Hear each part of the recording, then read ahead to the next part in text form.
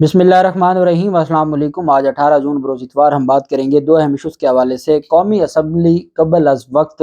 تحلیل کرنے کے حوالے سے مشاورت مکمل ہو چکی ہے اور اہم ملاقات ہوئی ہے اتحادیوں کی، اور دوسری جانب جو پاکستان پیپلز پارٹی کی جانب سے تحفظات کا اظہار کیا گیا تھا بجٹ کو لے کے، اس پر اہم اجلاس بلا لیا گیا ہے، اس کے اوپر بھی ہم بات کریں گے۔ اور ساتھ میں آپ کو بتاؤں گا کہ روس سے جو سستا تیل لینے کی باتیں کی جا رہی تھی عمران خان کے دور میں، عمران خان نے یہ دعویٰ کیا تھا کہ 40%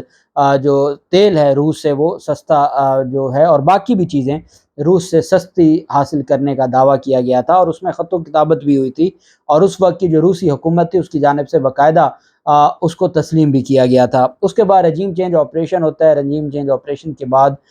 جو چیزیں ہیں وہ تبدیل ہو جاتی ہیں، اور روس سے 1 سال اور 4 ماہ کے بعد دوبارہ جا کے یہ وہی تیل لیتے ہیں جس تیل کے لینے پہ اور جو تجارت پر اور عمران خان کے روس جانے پر امریکہ ناراض ہوا تھا، اور اس ناراضگی پر ایک پوری سازش کی گئی اور اس بنیاد پر ڈالرز بھیجے گئے، سندھ ہاؤس میں منڈیاں لگی، اور اس طریقے سے عمران خان کو راستے سے ہٹایا گیا۔ اور پھر اس کے بعد چونکہ اسی امریکہ نے ان کو دوبارہ کچھ نہ دیا، آئی ایم ایف کے ساتھ ڈیل بھی نہ کروائی، اور ان کے پاس کوئی اور آپشن نہیں تھا سوائے اس کے کہ یہ روس کے پاس جاتے، یہ روس کے پاس گئے۔ اب روس کی جانب سے جو روسی وزارت خارجہ ہے ان کی جانب سے سٹیٹمنٹ جاری کر دی گئی ہے کہ ہم نے جو پاکستان کو تیل دیا ہے، ہم نے سستا تیل نہیں دیا، جو اس کی قیمت بنتی تھی ہم نے اسی قیمت پر دیا ہے۔ کل تک جو عمران خان کے دور حکومت میں 40% سستی اشیاء دینے کو تیار تھا روس، لیکن وہ عمران خان کی حکومت تھی، اور جب امریکہ کی سازش کے بعد رجیم چینج آپریشن کے بعد پی ڈی ایم کی حکومت آتی ہے، تو اس حکومت کو سستا تیل دینے کے حوالے سے ماسکو نے کہا ہے کہ پاکستان کو تیل کی خریداری میں ہم نے کوئی خصوصی رعایت نہیں دی۔ انہوں نے کہا ہے کہ پاکستان کو تیل برآمد کرنا شروع کر دیا، اور اس کی مد میں چینی کرنسی یوان کو بطور ادائیگی قبول کرنے پر رضامندی ظاہر کی ہے۔ روس کے سرکاری میڈیا نے رپورٹ کیا ہے کہ جو عالمی اقتصادی کانفرنس کی سائیڈ لائن میں صحافیوں سے گفتگو کرتے ہوئے ملک کے جو روس کے وزیر توانائی ہیں، انہوں نے کہا کہ پاکستان کو تیل کی ترسیل شروع ہو گئی ہے۔ انہوں نے کہا کہ پاکستانی حکام کے دعووں پر ان کی سٹیٹمنٹ نے پاکستانی حکام کے دعووں پر سوالات اٹھا دیے ہیں، جن میں کہا گیا تھا کہ رواں سال کے اوائل میں 2023 کے سٹارٹ میں دونوں ممالک کے درمیان ہونے والے معاہدے کے تحت ماسکو اسلام آباد کو رعایتی قیمت پر تیل دے گا، اور تیل دینے پر اتفاق ہوا ہے۔ روسی وزیر توانائی سے جب پاکستان کے ساتھ چینی کرنسی سے متعلق تجارت سے سوال کیا گیا تو ان کا کہنا تھا کہ اس بات پر اتفاق کیا گیا ہے کہ ادائیگی دوست ممالک کی کرنسیوں میں کی جائے گی، اور انہوں نے کہا اس بات کی تصدیق کی کہ بارٹر سپلائی کے معاملے پر بھی بات چیت ہوئی ہے، لیکن اس ضمن میں ابھی تک کوئی فیصلہ نہیں ہوا۔ بہرحال ایک بات انہوں نے کلیئر کر دی ہے کہ جو تیل دیا گیا ہے یہ رعایتی تیل، خصوصی رعایت نہیں دی گئی، بلکہ جو منڈی میں روس کی منڈی میں جو اس کا ریٹ تھا اسی ریٹ سے دیا گیا ہے۔ اب چونکہ ڈالر ہے نہیں تو پھر چائنا کی جو کرنسی ہے، الٹیمیٹ فائدہ تو چائنا کو ہے کہ ان کی کرنسی کو استعمال کرتے ہوئے یہ تجارت کی گئی ہے۔ دوسری جانب پشاور میں وفاقی حکومت نے، اور جب ہم نے دیکھا کہ جو فاٹا کے علاقے تھے ان کو ضم کیا گیا تھا خیبر پختونخوا میں، بہت بڑی ڈیولپمنٹ تھی کہ فاٹا کے علاقوں کو جب خیبر پختونخوا صوبے کا حصہ بنایا گیا، اس کے بعد جو صوبے کی ایڈمنسٹریشن ہے اور پھر ہائی کورٹس ہیں، جو نظام ہے پورے کا پورا وہ فاٹا کے علاقوں کو بھی ملے گا، فاٹا کے لوگوں کو بھی ترقی آئے گی، وہاں بھی نظام بنے گا، اور اس نظام سے وہاں پر جو بہت زیادہ لا قانونیت ہے، یا وہاں پر جو ایک نظام انہوں نے قبائلی نظام بنایا ہوا ہے جو ایک ایسی تلوار کی طرح ہے کہ ایک طرف والے کو کاٹ دیتا ہے دوسرے کا فائدہ ہو جاتا ہے، تو اس سے منصفانہ نظام ملے گا فاٹا کے لوگوں کو۔ اور جب یہ ترمیم آئی تھی جس میں فاٹا کو ضم کیا گیا تھا، یہ بہت بڑی کامیابی اس وقت ہمیں بتایا گیا تھا کہ یہ پاکستان کے لیے بہت بڑی کامیابی ہے، لیکن بدقسمتی یہ ہے کہ وفاقی حکومت نے قبائلی علاقہ جات کے خیبر پختونخوا میں انضمام کے تحت ان کی ترقی کے لیے سالانہ جو 100 ارب روپے دینا تھا،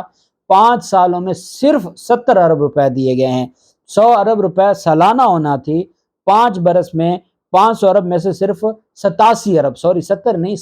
ارب روپے فراہم کیے گئے۔ مرکزی حکومت نے 25ویں آئینی ترمیم کے تحت وفاق کے زیر انتظام قبائلی علاقہ جات 7 جو قبائلی ایجنسیاں تھیں اور ایف آر علاقے تھے ان کو خیبر پختونخوا میں ضم کیا تھا، جس کی منظوری خیبر پختونخوا اسمبلی جو پی ٹی آئی کی تھی اس سے بھی لی گئی تھی۔ قبائلی علاقہ جات کے خیبر پختونخوا میں انضمام کے فیصلے کے تحت قبائلی ایجنسیوں کو اضلاع کا درجہ دیا گیا، جبکہ ایف آر علاقوں کو نزدیکی اضلاع میں شامل کیا گیا۔ اس سلسلے میں وفاقی کابینہ نے اپنے 2 مارچ 2017 کے اجلاس میں فیصلہ کیا تھا کہ مرکزی حکومت مذکورہ ضم علاقوں کو اضلاع کو سالانہ بنیادوں پر 100 ارب روپے فراہم کرے گی تاکہ یہ علاقے ترقی کرتے ہوئے ملک کے دیگر علاقوں کے برابر ہو سکیں۔ انضمام کے فیصلے کے تحت ہی مذکورہ جو ضم اضلاع کو 5 سالوں کے لیے ٹیکس سے استثناء بھی دیا گیا تھا، جو اس سال 30 جون کو پورے ہو رہے ہیں، جس میں اب مرکزی حکومت نے مزید 1 سال کی توسیع دی ہے۔ صوبائی محکمہ خزانہ کے ریکارڈ کے مطابق مرکزی حکومت نے ضم اضلاع کے لیے سالانہ 100 ارب روپے فراہم کرنے کے فیصلے کے تحت سال 2018 سے 2023 تک 5 سال کے دوران صوبے کو صرف 87 ارب روپے فراہم کیے، جبکہ اس مد میں مرکز کے ذمہ 413 ارب روپے واجب الادا ہیں۔ مذکورہ رقم پوری نہ ملنے کی وجہ سے صوبائی حکومت انضم اضلاع میں ترقی کا عمل بھرپور طریقے سے شروع ہی نہیں کر پائی، اور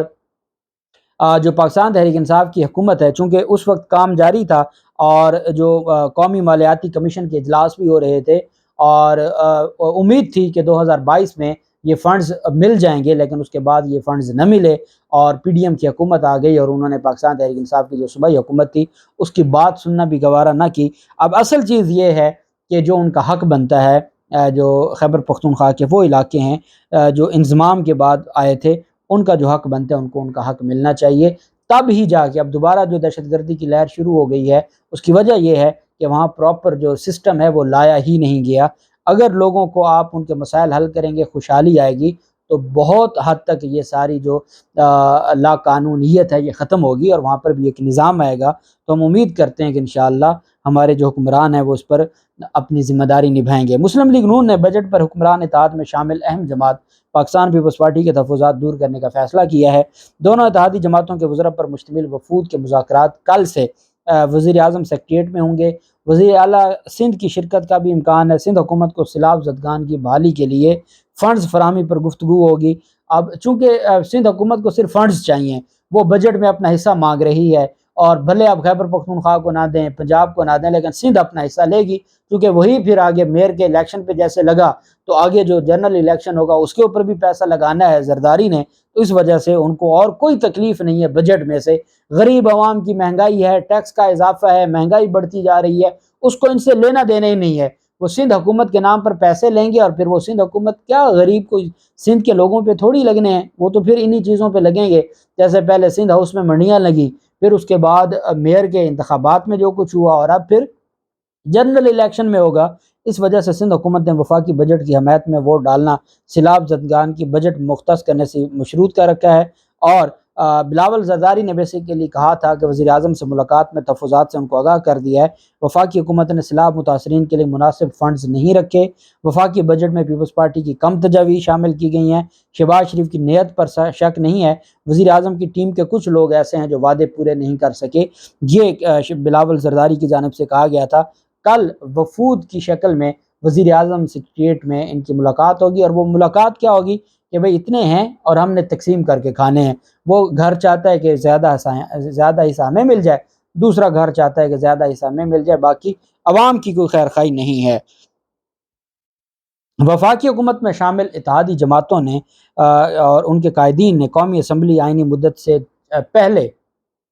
تحلیل کرنے پر غور شروع کر دیا ہے، اور عام انتخابات کی تاریخ سے متعلق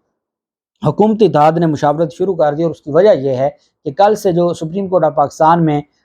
دوبارہ سماعت ہونے جا رہی ہے ریویو ایکٹ کو، اگر سپریم کورٹ آف پاکستان بہت بھی لٹکا لے تو 2-3 دن میں ریویو ایکٹ کا فیصلہ ہو جائے گا، اور اس کے بعد 2-3 دن ہی میکسیمم بحث ہو سکتی ہے جو نظر ثانی کی پٹیشن ہے، کیونکہ یہی ورکنگ ہفتہ ہے، اس کے بعد تو پھر اگلے ہفتے تو عید کی چھٹیاں آ جائیں گی۔ تو یہی وجہ ہے کہ حکومت کو نظر آ رہا ہے کہ ہمیں ہر صورت انتخابات کی اور تمام انتخابات ایک ساتھ کرانے کی تاریخ کا اعلان کرنا ہوگا، اس سے پہلے کہ سپریم کورٹ آف پاکستان کوئی فیصلہ دے دے، چونکہ سپریم کورٹ آف پاکستان کو مجبوراً فیصلہ تو دینا پڑے گا۔ سپریم کورٹ پورا ٹائم دے رہی ہے کہ آپ اپنے معاملات کو بہتر کر لیں، اور اس کے بعد پھر آپ کو تاریخ اس بنیاد پر جو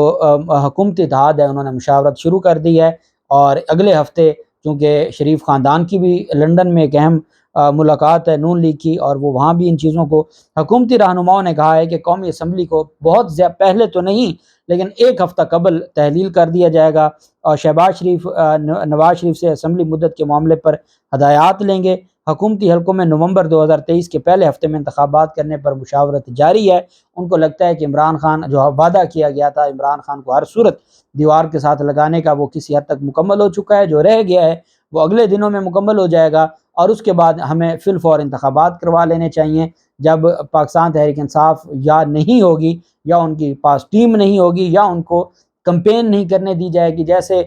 کچھ کارکنان جو رہا ہوئے تو ان کو دوبارہ گرفتار کر لیا گیا ہے، اور جو ہمارے محسن نقوی ہیں نگران پنجاب حکومت کے جو نگران وزیر اعلیٰ ہیں، تو وہ گئے ہوئے ہیں آصف زرداری سے اپنے جو ہدایات لینے کے لیے۔ شہباز شریف جائیں گے نواز شریف کے پاس ہدایات لینے کے لیے، اور الیکشن کمیشن کہتا ہے کہ میئر کا الیکشن آج تک بہت شفاف الیکشن ہوئے ہوں گے، لیکن جو میئر کا شفاف الیکشن ہوا ہے اس کی تاریخ میں کوئی مثال نہیں ہے، یہ الیکشن کمیشن کہہ رہا ہے۔ تو اب ان کی جانب سے یہ فیصلہ کیا گیا ہے کہ نومبر کے پہلے ہفتے میں جو مدت ہے وہ